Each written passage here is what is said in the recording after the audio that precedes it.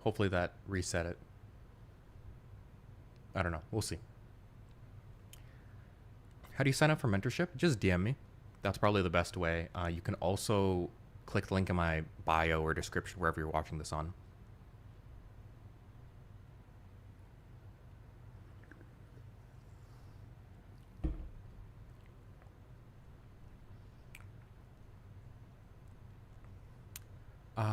Man, I'm backed up on TikTok. Let me look through these. How many issues with repairs have you had thus far? Do you buy fully turnkey? Nowadays I do burrs, but I started off doing turnkey because I think that's very beginner friendly. We have home warranties that cover pretty much anything interior wise, and anything outside of that pretty much always gets covered by home insurance. So we don't have much repairs. It's probably like my portfolio is like 8% ends up being for maintenance, but to a beginner I always say like put aside 15. Do I self-manage? Yes, all of them. I do not have any property manager of any kind anymore. I self-manage using software. I think that's so much better. What states are best? I'm really a big fan of the Midwest. Yeah. Like Ohio, Michigan, Indiana, Texas, Alabama, Georgia, Mississippi. Those are all pretty good.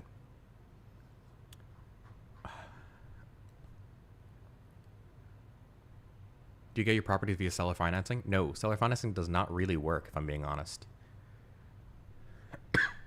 It's super unrealistic to expect to get a deal via seller financing.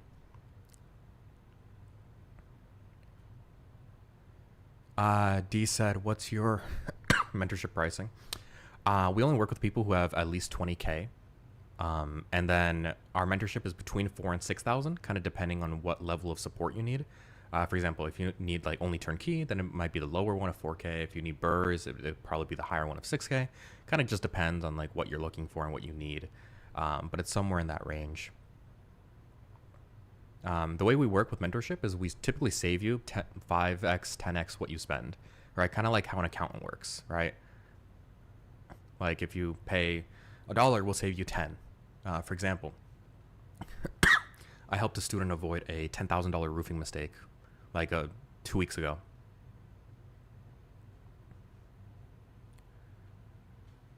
Do you get DSCR loans first or get the house price locked in with the seller? So we get a pre-approval through our DSCR lenders first. That's kind of step 0. Once you get the pre-approval, all they really do is just look at your bank accounts. Past that, we use the pre-approval letter to apply for, offer on any home we need to. And then once we get under contract officially, then we submit an application for the DSCR loan. How do you feel about using hard money lenders? That's fine. I recommend hard money lenders whenever you're doing a burr. I think that's completely fine and normal. So we should probably have 25 to 30K in the bank to do mentorship. I would say, yeah, probably. Like at least 25. I think that's fair. Unless you're doing burrs, in which case you need less. Yeah, YouTube just does not seem to be working.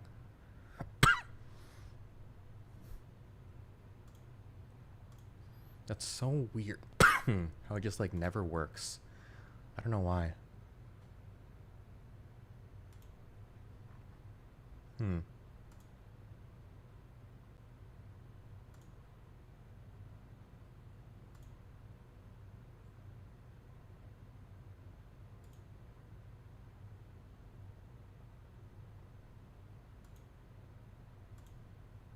Yeah, man, I don't know how this works. It says I'm live, but I don't see anything on YouTube. Oh, wait, I think it worked. Did it? I can't fucking tell. Damn, this is really hard to tell on YouTube. Okay, sorry. Back to what I was saying.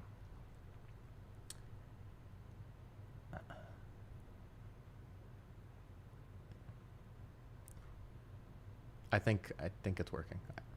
Yeah. Anyone on YouTube could type so I can see if it's working in the chat or not. Anyways, would you say Lafayette, Indiana is a good spot? I don't know enough about Lafayette, but we do have kind of, oh, nice. Okay, YouTube's working. Thank you, Juan. Um, Lafayette is pretty good. I'm sorry. It would be good if under certain conditions. Really, what I care about most is two things. Number one, inventory, right? It has to have at least 50 homes that are in your budget, right? And I'm not saying like, oh, 50 appeared on Zillow, right? I'm saying you could close your eyes, throw a dart, and there's at least 50 good selections. Second thing would be that you need to be hitting your ROIs. Nice. Okay. It is working. I just got a notification that I was live on YouTube. That took so long to figure out. You guys like my background, by the way? It's like, it's of my cat at a really weird angle. You can barely see it. That's okay.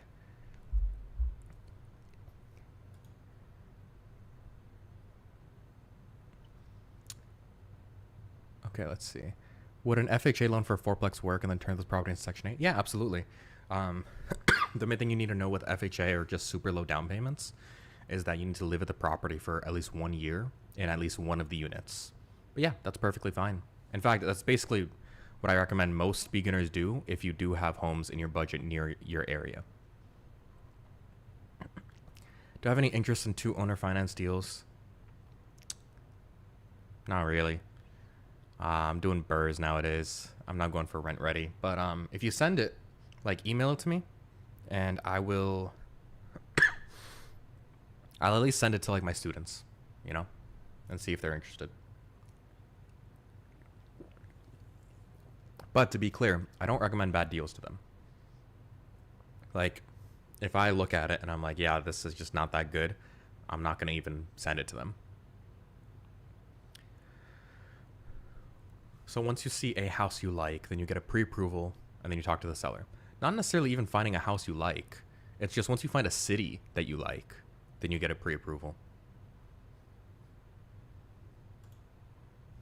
I wonder why YouTube is so, it's like the worst quality out of any of them. Could be just like my crappy webcam, but I don't know. What's our relationship like then after the mentorship? I have a saying. If you still need me after the mentorship, then I fucked up somewhere. Like, by the end of the mentorship, you should know as much as I do.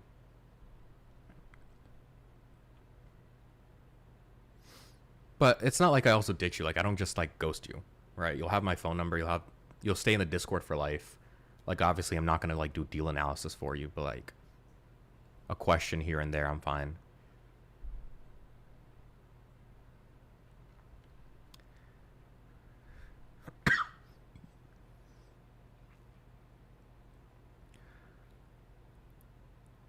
How many homes can 25 to 30K get you with the mentorship?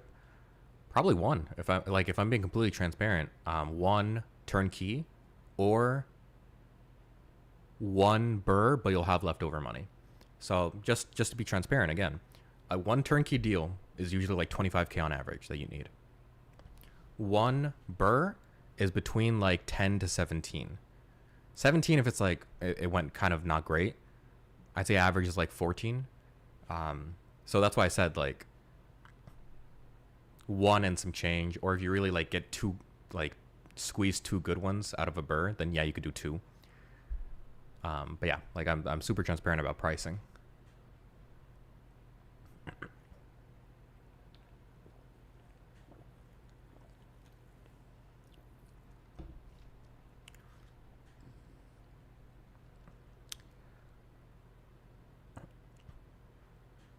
However, I will say that like by the end of the mentorship, like I said, you will know as much as I do.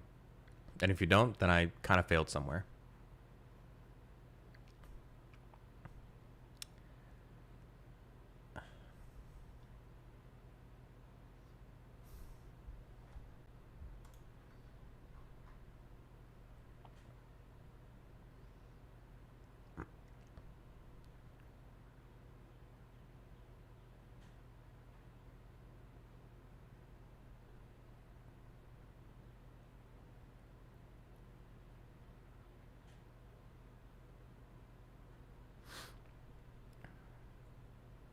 What are reasons you switched from turnkey to burr? Just to put, just basically just to get more value out of my money. That's pretty much it. D, I will say, like, not trying to shit on this deal that you guys are trying to work out in the chat or anything, but there's a reason my mentorship exists. The average newbie, you know, makes about $20,000 to $30,000 of mistakes throughout their first one or two deals. Like in my first year investing, I lost 50 grand across probably 10 different mistakes I made investing in Section 8. There's a reason the mentorship exists. I saw a house that recently said remodeled and came with tenants for 60K. What do you think? It's very rare that you find a house that's below 75 that doesn't have some major problems going on. I would say at least budget 10K for repairs. Even if they say it's turnkey, still budget at least 10K. And obviously do your home inspection. What are my thoughts on Tom Cruise? I fully believe that that man is way richer than I'll ever be in my life. However, I also do believe that he sets up unrealistic expectations to the average newbie. I don't believe seller financing is an effective strategy in 2026. I think it worked for him when he first started out because it was really, really good timing right in the COVID bubble.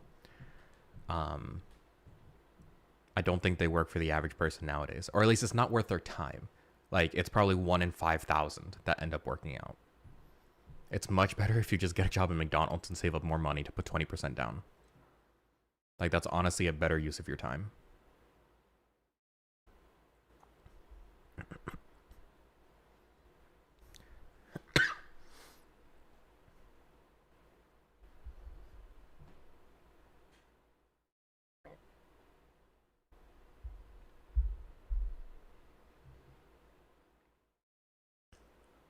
How can I see how long I've been live? I just realized I have no like timer or anything.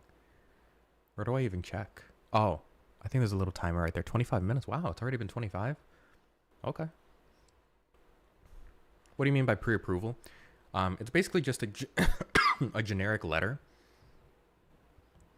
that says, hey, John Doe is able to buy any property up to $100,000. For any questions, please call me, the lender, at this number. It's pretty much, that's all it says.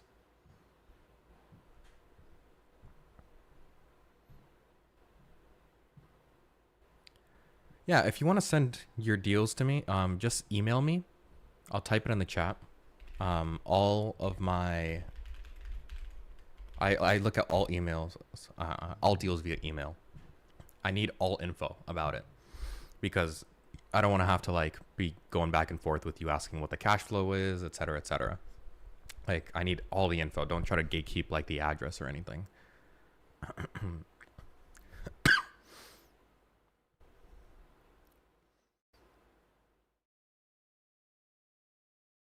Like, I need to know the taxes. I need to know the current lease. I need to know, you know, the payment history of the tenant, stuff like that.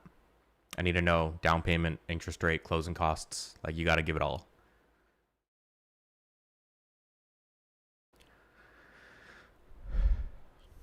So I have a house I'm at. So before I call the seller or anything, you're saying I should get that pre-approval.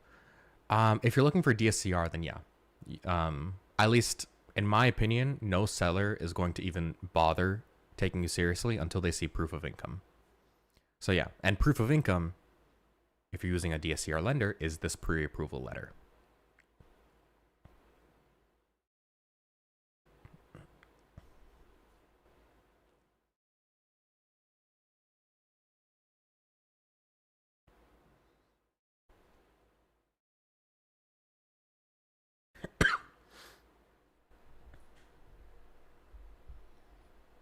How often do you refinance? We don't really refinance. Unless we're doing BRRRRs, which I do BRRRRs, but I think you're talking about turnkey. You don't refinance turnkey deals because of two reasons. Number one, almost every DSCR loan has a 54321 step down prepayment penalty, which basically is just a big fee if you refinance or sell the home within the first 5 years. So we don't refinance turnkey deals pretty much at all. Because if we're buying it turnkey, right, we're already buying it at its appraisal price, right? At its max value, it already is. There's nothing to refinance. There's no money to pull out. But if you're doing BRRRRs, then usually after 3 months.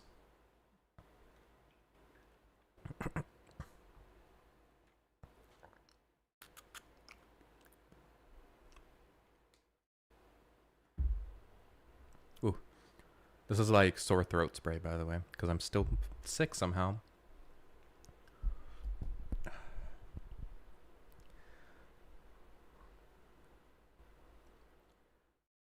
Do you do a sewer scope for every property? Yes, I do.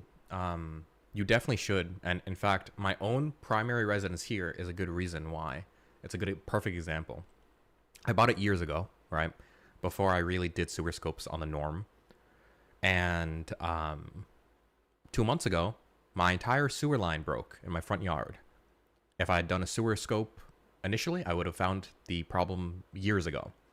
But I did not, and it cost me $10,000 to fix. So yes, I do a home inspection. I do a thermal camera, which a lot of the time is included in the home inspection, but some do, some don't, so I always still ask for it. A thermal camera basically is a gun. They like point at the wall, and it tells you if there's any water leaks anywhere.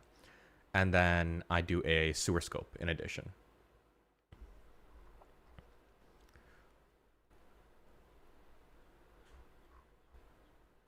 How many homes do you have? Buying my 11th. What area do you do this in? The Midwest, so places like Ohio, Michigan. Started out in Virginia, but it's just not profitable here anymore. Then we also go for, places like Texas, Indiana, Alabama, Georgia, yeah, Mississippi, Louisiana. On average, how much do all of those cost you each time? An inspection is usually around, I would say total for a sewer scope plus inspection is usually around 550. I would say that's about the average. It can up or down $100.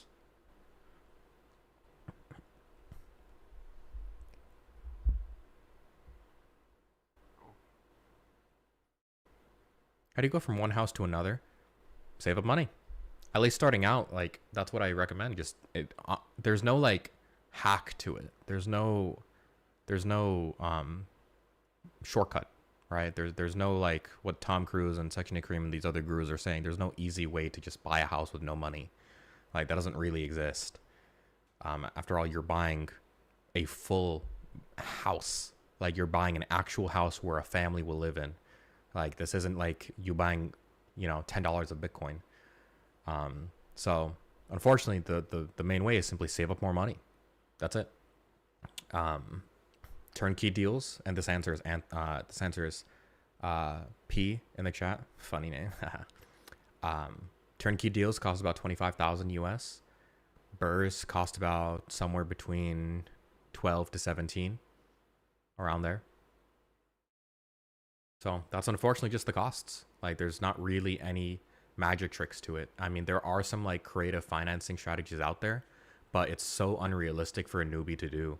Like most of the time you need to have connections already built. You need to have years of experience, a huge portfolio to use as collateral, something like that. How about a foreigner scale? 35% down is just the first property. The others also pretty much always, unfortunately. But the best way for foreigners to scale is doing burrs because they don't have that 35% requirement. Instead, you just use a hard money loan, which is 10% down, and then refinance afterwards. So yeah, a burr is definitely the way that most foreigners end up buying in the U.S. On average, oh wait, sorry, I saw that already. Does Tom Cruise actually have 800 turnkeys? Yeah, probably. I've only talked with him maybe 2 or 3 times, very briefly. So I fully believe he's as rich as he says he is. Like I 100% believe it. I simply also think that he got really lucky with timing, right? Where he started investing when Section 8 actually was working, which is like 2021, like 5 years ago. It doesn't work anymore. And I don't like that he still preaches about it. I think that's wrong. But I also do believe he is way wealthier than I'll ever be. However, I will say, once you're at that level, I don't think you can also effectively teach anymore. Like that's like a toddler trying to learn basketball from LeBron James. Like it just doesn't translate. Instead, you have to like learn from someone a little more closer to the earth, right? Um, like I personally, I'm buying my 11th, right? Which is like a very healthy amount, right? Like an amount that I'm probably at the point where most people dream to like retire comfortably. But I'm not rich, right?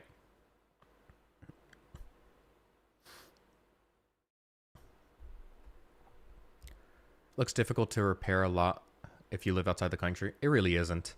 Like, there's no difference from me doing a burr and you, right? There's no difference because I don't visit the properties ever.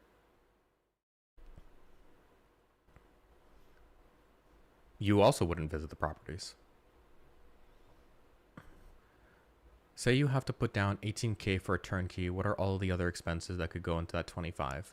Closing costs. People forget about closing costs. Closing costs are on average about 3% of the home price plus 5,500 in lender fees. So that alone bumps it up to like what, 23? And then I always like to have a little buffer for any random expense that comes up.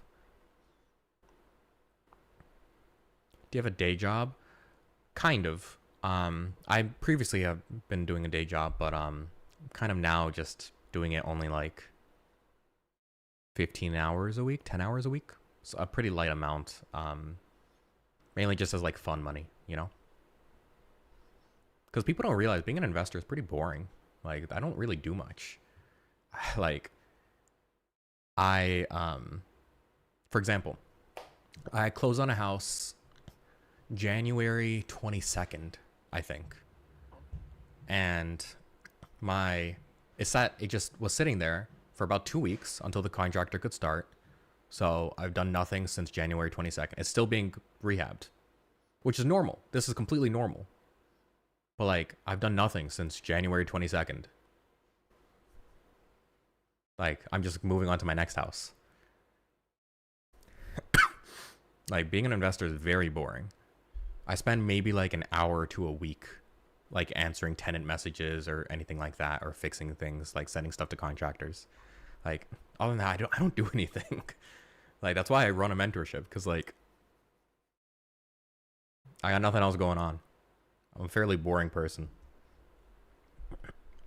30K a month is very sizable. You should be proud. 30K a month gross. I want to be very clear about that.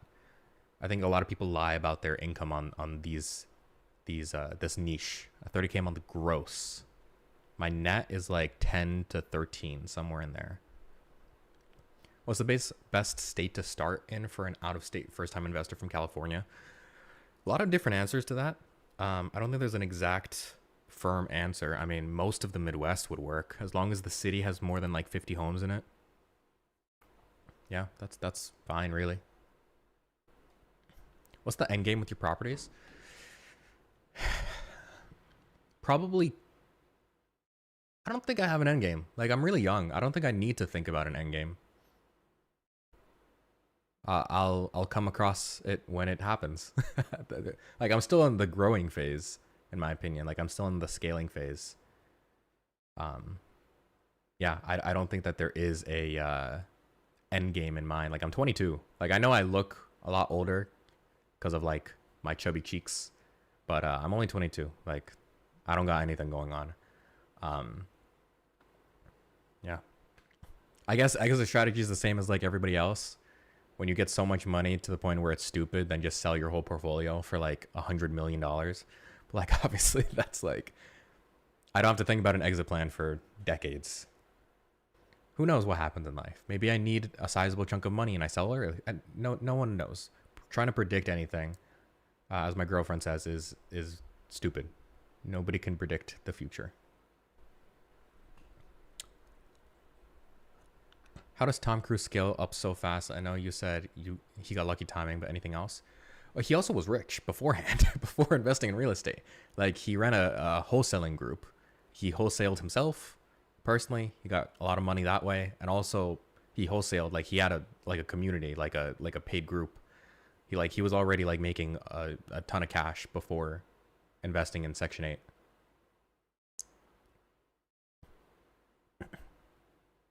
Also, Tom Cruise mostly does burrs. By the way, people don't realize that. He mostly does burrs. He doesn't really do that many turnkeys. He just advertises turnkey because it's easier for like a beginner so that they can enter the program, which is fine. I also think the same. Oh, hello, Lena. Glad that you joined.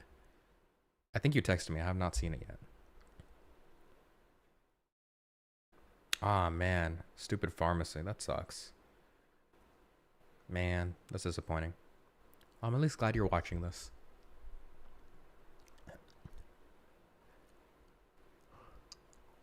How do you find good contractors and get the houses approved for Section 8s?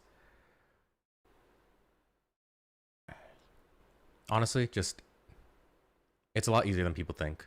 I actually made a custom bot, funny enough, using ChatGPT, where we just upload the inspection reports now to it, and then it automatically analyzes it and says exactly what we have to fix to like barely pass the inspections. It's very nice. I give it to my mentorship students. What were the worst things that happened during your first set of Section 8 investment properties? Oh man, so much. Like the first year that I was investing, like, oh man, it was terrible. It was real rough. It was real bad. I've probably in my career made like 50 grand of mistakes. I would say not understanding FMRs and how to actually find rental comps using affordable housing. That was a huge issue at first. And not finding the fine line between investing in a war zone and just a C-tier area, right? There's a line there. And I started off in war zones because I thought they were C-tiers. They were not C-tiers. And I would also say security, home security. I didn't really understand that, you know, these homes sitting vacant, people break into them, squatters happen, people steal the water heater, etc. Those are some pretty big mistakes.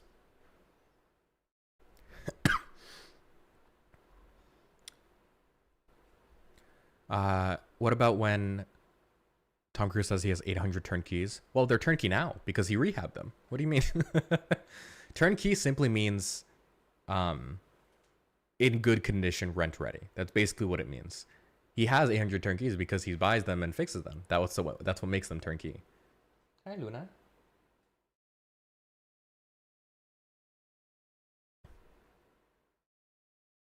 In the beginning, what percentage of the FMRs on HUD user did you actually get? There's no exact science to it. It's different for every single area. Like for example, Cleveland, you might pass the FMR. You might go above it and have to collect the rest from the tenant. Places like Alabama, it might be 150 below. Like every place is a little bit different. Yeah, and then Section 8's like pretty easy to pass the inspections. Like people don't realize that it's like once you get the first few down, like you pretty much know what to look for from that on. But yes, you'll probably fail the first few, right? Unless you're a mentorship student, DM me if you're interested. Yeah, if you're doing the solo, you'll probably fail the first few, but you'll get the hang of it after maybe like 3 or 4. But I mean, granted, you know, you fail an inspection, that kind of sucks, and now you're sitting vacant for another month. Are all your properties Section 8? No, I would say 3/4 of them are. About a quarter of them end up being regular tenants. What things pass the Section 8? Will a missing doorknob not pass it? Correct. That will fail the inspection. It pretty much always has to do with safety. That's kind of what they look for. So a good like saying is it can't burn, stick, or poke you, or mess with anything safety related. So missing doorknob, that's a fire hazard. Window that doesn't open, close, or lock properly, fire hazard. Door that doesn't open, close, lock properly, fire hazard. Wall outlets next to water sources that are not GFCI, that's a safety hazard, right? That could burn you. You know, loose handrails that could make you fall, right? Stuff like that.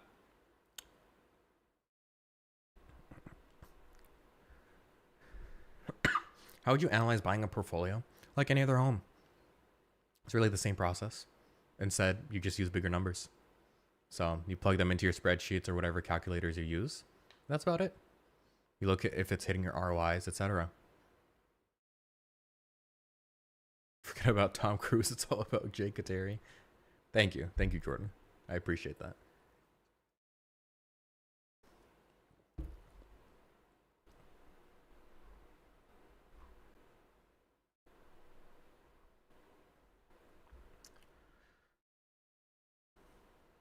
How does a DSCR loan work with my dad, his proof of income, but I'll be the one investing? Well, DSCR loans don't look at proof of income. You actually don't need it at all.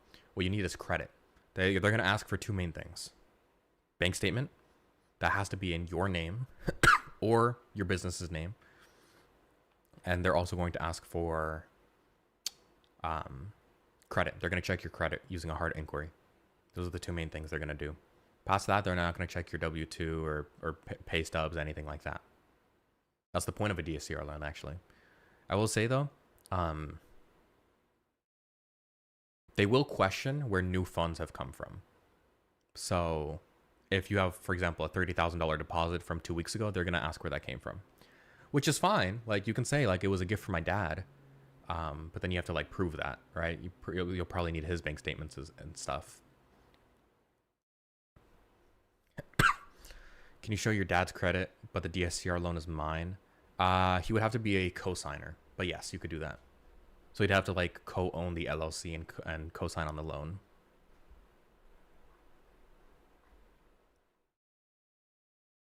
By the way, anyone interested in one-on-one mentorship, directly DM me on pretty much any app. Yeah, or click the link in my bios or description or wherever you're watching this. I have like a one-on-one, work with me one-on-one section where you can apply to my mentorship. We save you like 10x the amount that we cost. You know, if we cost $1, we'll save you $10 throughout the process. It's holding your hand from beginning to end for 6 to 12 months. Whether you're doing turnkeys, whether you're doing burrs, I help with everything. And like I mentioned, again, you need 20K if you're doing turnkeys. We're assuming like it will actually cost like 25, but we're assuming like by the time you actually get under contract, etc., you're gonna save up more. Yeah.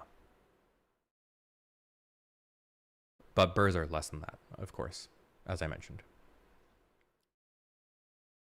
If your credit score is the max, you can get 15% down. Usually still no. Like DSCR lenders care a lot less about credit. They care a lot more about actual experience. Like one of the things they're going to tell you to get is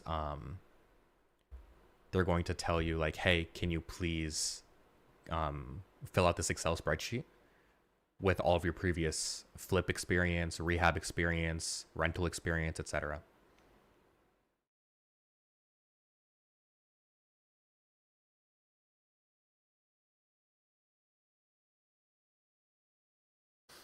What do you charge for mentorship? Between 4,000 and 6,000. If you're doing burrs, like it's going to be the 6K because that needs so much of my time. Because again, it's purely one-on-one. Like I'm not going to hand you off to a random coach like Tom Cruise does, right? Like it's actually with me directly. Like you're going to get access to my like Zoom calendar and just book into it. As well as like my phone number, like one-on-one on Discord, etc. Like it's actually with me. So since I'm trading my time for money, yeah, it's between 4 and 6K. 6K is if you're doing like burrs or you want a large number of properties, you want to scale fast. 4K is if you're kind of just wanting to do one or two. So again, anyone interested, you have to have, you know, the funds to do so, obviously. And yeah, click the link in my bio, DM me, etc. Tom Cruise said he wasn't rich off wholesaling. It just got him started. You think he's lying? I mean, got him started. Like, if it gets you 5 properties, and that's getting you started, that's still like years of advancement compared to a beginner who has nothing. Like, there's a saying, right? The first 100K is the hardest. If just getting you started means multiple homes, then like that's already cutting off years from your timeline. Like the first few homes took years to get, but now I'm at a point where like my goal this year is to get like 5 homes, right? Like effectively like a 40% growth in my portfolio, right? Like obviously, like it's been 4 years I've been investing. Question on YouTube.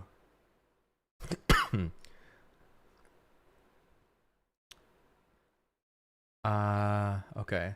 I see a question about holding companies and registered agents. Ironically, it's not for me. However, I will say that I still know the answer, which is you don't need a holding company starting out. Like, unless you're at like 10 properties, you don't need one. You don't. Um, the amount of money that it would save you on taxes would not matter until you're at least at 10. In fact, you'd be negative, right? Because owning another holding company, right?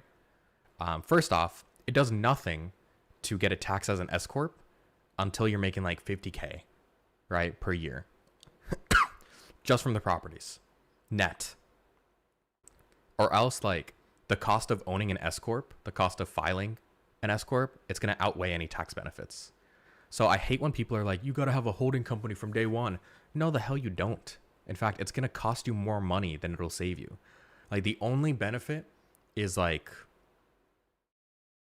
privacy, but even then, like a registered agent almost is the equivalent.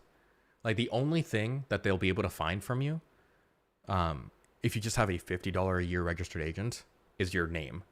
They won't be able to find your address, phone number, etc. So, in my opinion, like it's not worth it unless you already are making, like, unless you have like 10 units already. You were mentioning about the biggest mistakes, something about not understanding FMR. Could you talk about that? Yeah. So FMR, fair market rent, is a number that a lot of people quote. Like, oh my God, Section 8 says the FMR is 1440 in the zip code for a 3-bedroom. That's only the maximum the government will pay. That's not actually what you should expect, right? It's only the ceiling that you will get. In reality, you simply price it you simply price it according to what affordable housing comps are. Right? If affordable housing, all the homes in the area for Section A are renting at 13, you probably will have to list it at 13. How long does it take to get 10 properties? How much money do you have? A turnkey property will get you, it'll cost about 25K. A burr is between 12 and 17. So really just times 10.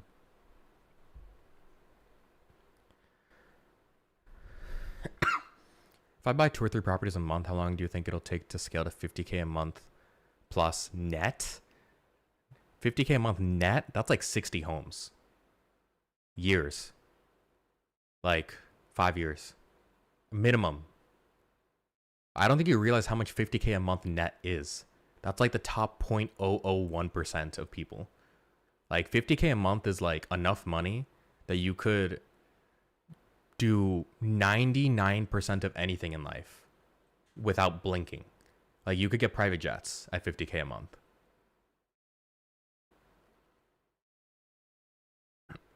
Now, obviously, you probably still shouldn't, right?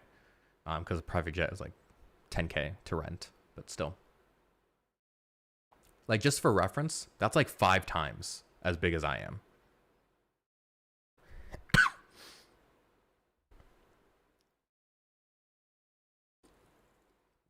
That 25K number you keep throwing around is 100% accurate. That's usually what I spend after purchase and repairs. What can I say? I've been doing this for a long time. Thank you, man. Thank you for the backing me up there.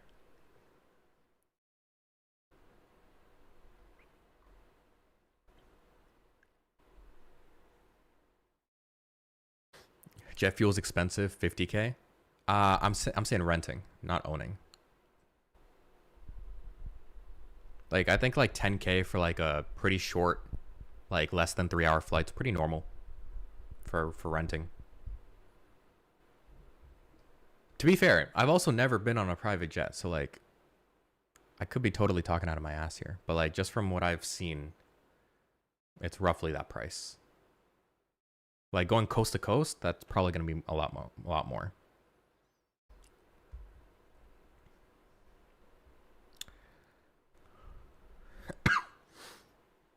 I've been live for how long? 52 minutes. Wow, longer than I thought.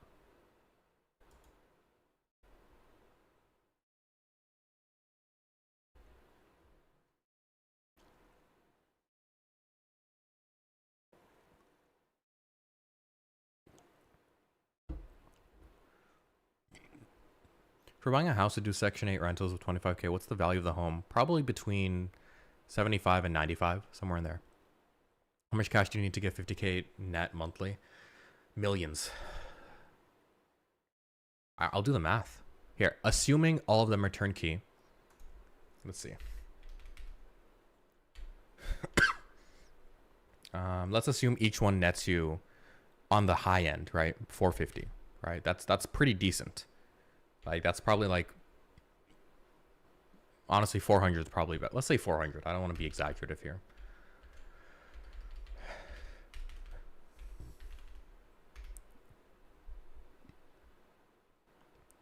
$50K.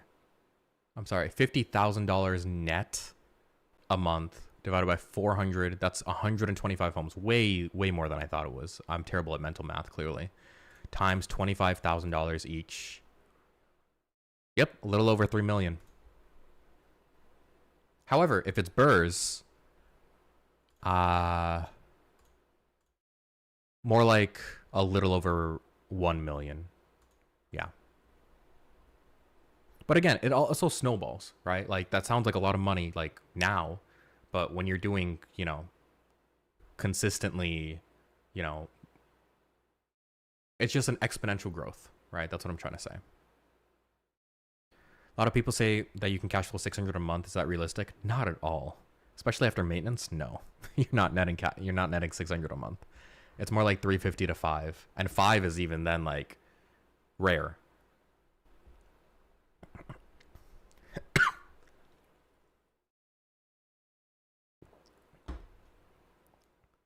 If you were to go back in time and start again with 25K, what would you do differently? Get a mentor. Honestly, like, I know that's cheesy of me to say and like kind of self-advertising because I'm a mentor, but I'm telling you, like, I probably made like 50 grand of mistakes that were completely avoidable.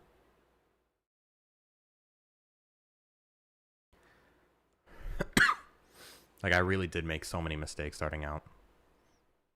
How reliable will the tenants be assuming there's Section 8? As long as you do good tenant screening up front, they're pretty reliable. I mean, government pays the majority of the rent, and you can always just call the housing authority and like give them a warning if they're not following lease for whatever reason. Just do good tenant screening up front and you'll be okay.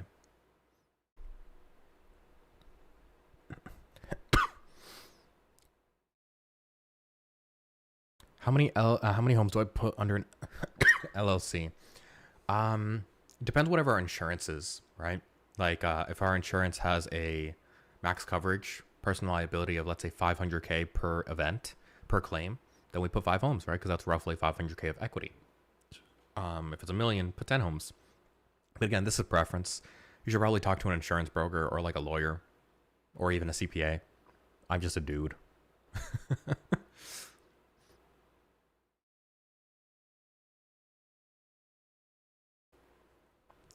Personally, 5 homes.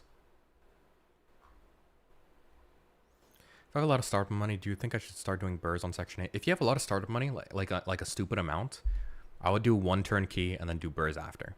1 turnkey so you get the lay of the land, and then do BRRRRs after. And also, again, DM me for one-on-one mentorship.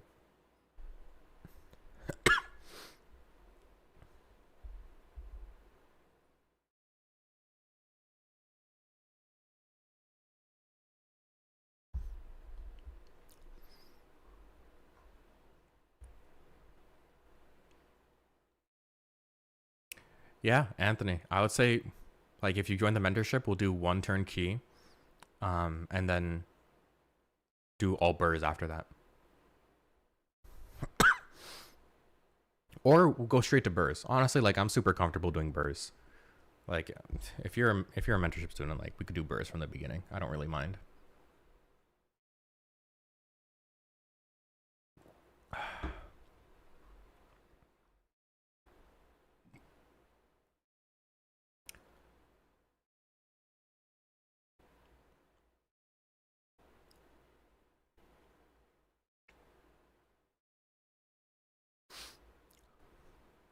Kind of want to try streaming to like Twitch or something, but I also don't know if that would even really benefit much because, like, I don't get many views. So maybe that's just like me overvaluing myself, right? Like, I feel like Twitch is more of a place for like gaming or even just like people doing cool shit, right? Not just like sitting in a chair and yapping about finance.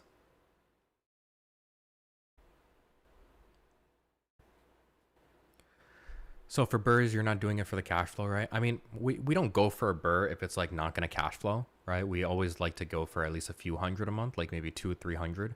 But what matters a lot more is simply how much money you're leaving in the deal. Like for example, here's an example. If a property is estimated to only net 200 a month, right? That sounds bad. But then what about if it only needed $6,000? Well, then suddenly that's fantastic, right? That's phenomenal then. So it's really just perspective. How big is the cash flow difference between burrs and turnkey? Cash flow is definitely less on burrs for sure, but in return, again, like I just mentioned, you recycle a lot of the cash, which makes it worth it.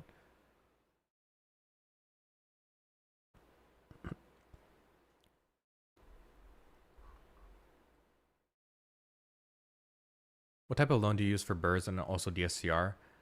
Most beginners end up using private money for burrs. If you have cash, typically use cash because it'll save you lender fees. But if you don't, then use private money loans and then refinance. No matter what strategy you use, you always end up refinancing into a DSCR or conventional if you qualify, but most people don't.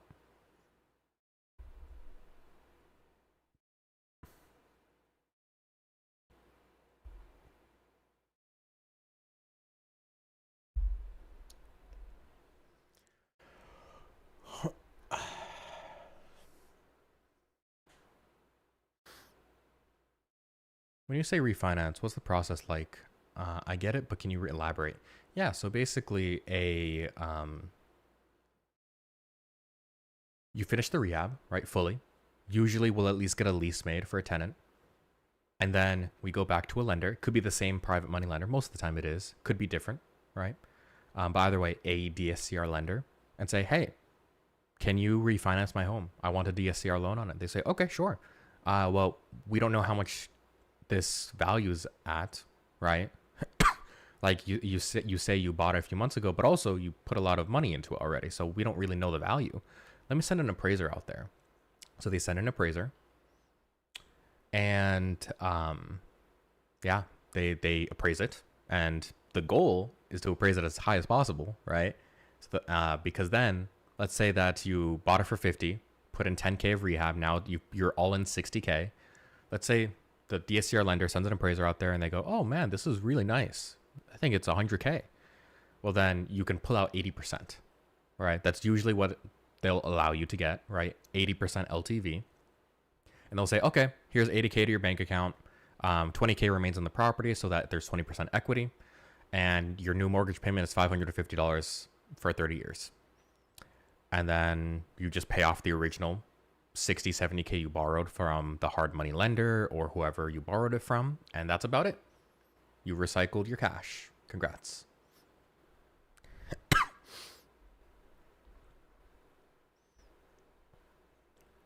What are your favorite things to do outside of Section 8?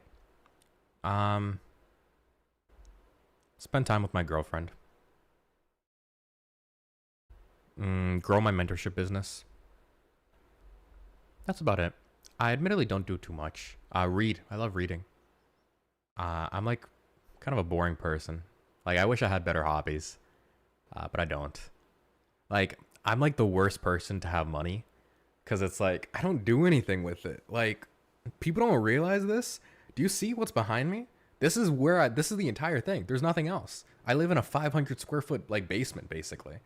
Like I don't do shit with my money. And like all I do is just buy another house. Like I'm the worst person to have an income. Like people don't realize my expenses like $1,000 a month, like 2,000, like 2,000 a month. Like I don't do anything. And like I'm also cheap, which is like the worst part of it. Like I haven't bought clothes other than like socks and underwear in like a year and a half. All my books I download illegally online. Like I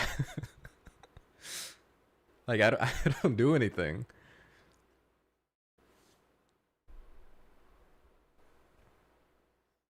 Like my car, I didn't buy a fancy car. I bought a $25,000 car, which I know like sounds like a lot of money, but it's really not. The average car is 44,000.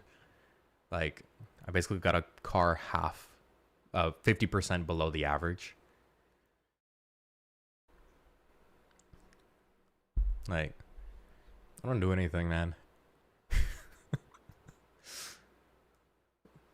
But I mean, I also like my life, you know. So I'm not like complaining.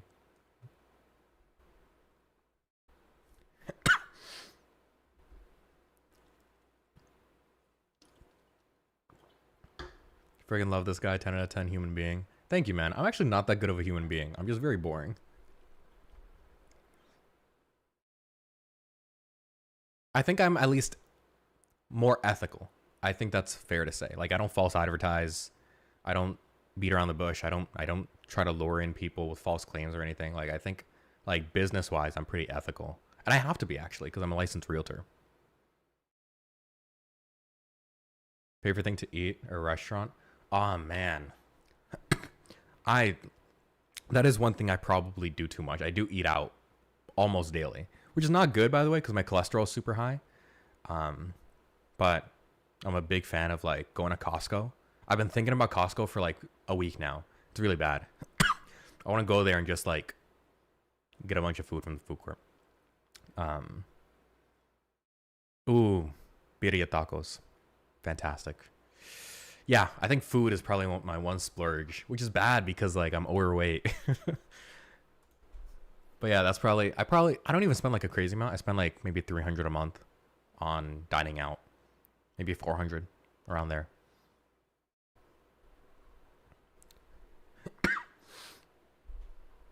I think it also helps, or maybe it doesn't help, that I don't live in like a huge area. I live in Fredericksburg, Virginia, which is has an okay population, but it doesn't have any like upscale restaurants or anything, right? Like it's all like family owned businesses here.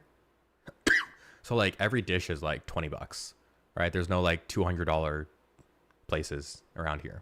Like there's no Nobu.